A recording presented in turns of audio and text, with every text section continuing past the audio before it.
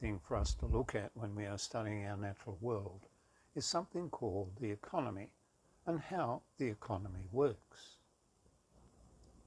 The economy involves buying, selling, making, banking, and many other aspects of our lives. Let's get an idea of how these relate to each other and to our natural environment. We'll start at the shopping centre, where we buy things, or what the economists call goods.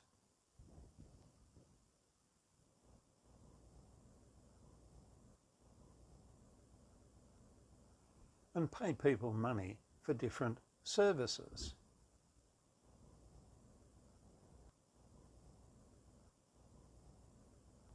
In an economy or economic system, these people who pay for goods and services are called consumers.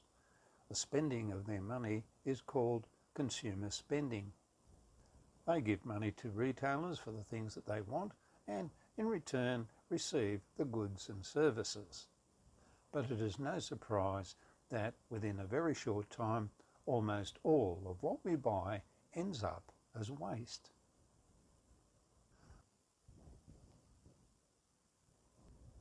Some of the waste is added to landfill, some is recycled, and some is washed into rivers and the sea. The processing of waste is just one of the ways the economy interacts with our environment. Manufacturers and farmers produce the things that we buy.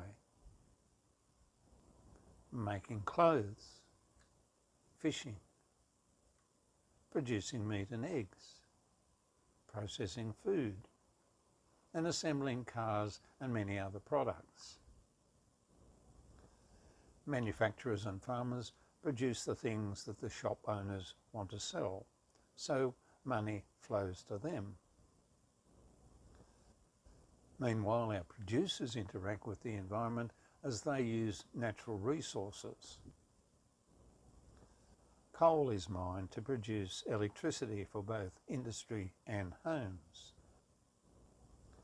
Bush is cleared to make way for farming. Land is mined for metals. Super trawlers take fish from the oceans. The sea is mined for oil and gas, as is dry land. Again, providing energy for industry and homes. The supply of energy is very important in enabling the economy to work. However, waste from industrial production and the destruction of natural ecosystems is another way economic activity has an impact on our environment. For example, the destruction of places where birds and other animals live. Sea creatures that can't be sold as food can be caught in nets and discarded. Land can be poisoned from chemicals coming from where mining occurs. At times, a species of plant or animal can be at risk of extinction by a particular economic activity such as mining. At the same time, the manufacturers can sometimes help preserve our environment by recycling. Manufacturers or producers also pay wages to workers and profits to shareholders. This helps consumers buy things at shops, again enabling the economy to keep moving. Banks and superannuation companies have a very important part to play in the economy and its effect on natural ecosystems. Superannuation is used by people as a form of saving lots of money for when they are too old to work. The banks receive profits from business, repayment of loans, and the interest on loans, as well as the savings of ordinary people. The interest and repayment of loans also goes back to banks when people repay borrowed money used to buy a car, a house, or something else that they want. People in charge of banks and others known as financial managers make decisions as to who to lend their money to. Do they lend it to a business that wants to make solar panels, or one that wants to start a new coal mine? Do banks and superannuation companies lend to a business that wants to begin a recycling or repair business, or to one that plans to produce plastic toys? So these companies can make important decisions affecting our environment. Different levels of government also have a role to play in the economy. Governments receive taxes from people who earn money as they work. Governments also receive taxes from businesses that provide goods and services. In return, governments provide money for pensions, unemployment benefits, for health, transport, defence, and other services. Agencies of the federal government have some influence over what percentage of money banks can lend and how much interest the banks can charge their customers. The rules they make affect economic growth.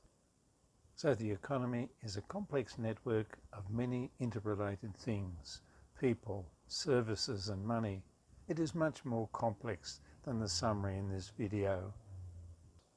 An even simpler diagram of the economy might be this one that has inputs of energy, inputs of natural resources, many different processes, and waste. You may be wondering if the economy is a steady state system. The answer is that it isn't. The economy of most countries is growing, and it is widely believed that this is a good thing. Economic growth is seen by many as bringing about the large number of wonderful things that we enjoy today: phones, TV, good food, and an end to lots of hard work, better health, and so much more. But economic growth means that these processes are occurring at a faster and faster rate. The effect this is having on our environment is now a growing concern. Why does economic growth keep occurring when people are concerned about it? There are a number of factors that promote economic growth, including the fact that most people see it as desirable. An increase in the number of people, the growth in population, is one. Technology that increases the rate of producing goods and services is another.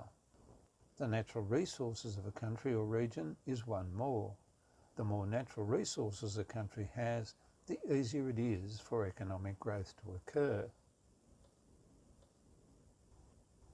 Having money that can be used to start a new business also assists economic growth. However, the great acceleration graphs are showing that the economic growth that is happening now simply cannot continue endlessly. It is easy to see now that changing from a continually growing economy to a steady state economy will involve changes to many aspects of our society: manufacturing, banking, energy, waste management, use of resources, and laws made by governments. In time, more and more people will become aware that a steady state economy is a goal that must be achieved, just as we are now aware of the need to use renewable sources of energy. A steady state economy, like a stable ecosystem, is one that can continue for hundreds of years into the future. It is an economy that is truly in harmony with the environment.